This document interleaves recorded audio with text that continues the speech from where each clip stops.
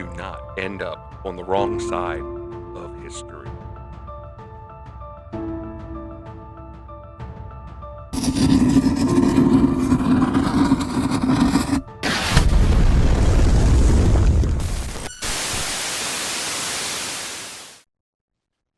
America was built on checks, balances, and the painful reality that sometimes you just don't get your way.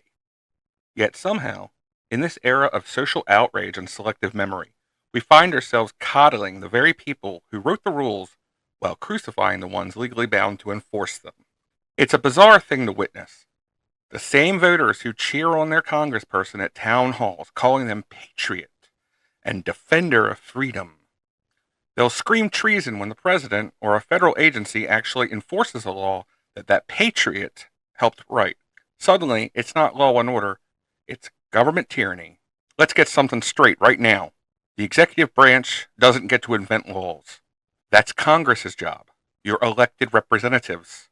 The president, like it or not, is constitutionally required to execute the laws passed by the legislature. That's why we call it the executive branch, not the suggestion branch or the vibes branch.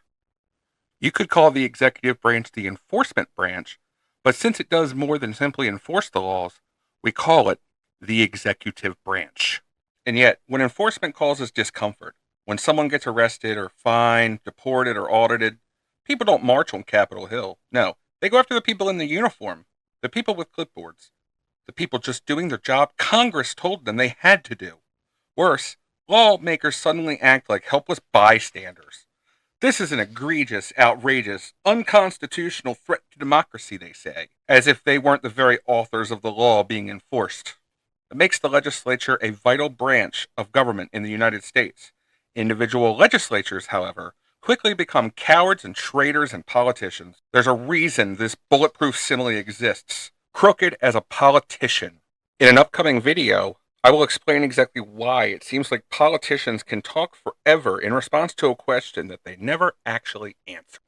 If you're angry about a specific law, be angry at the career politicians who campaign on changing everything but never end up doing anything. That's the point of having elected representatives. Don't punish the mechanic for following the blueprint that your architect drew. And lawmakers, if you don't want a law enforced, have the spine to repeal it. Don't grandstand on TV berating an agency for following the laws that you voted for and then promise to make it a priority in your next session. That's not governance. That's a caliber of grandstanding that makes you a thespian performing for an audience in the community theater.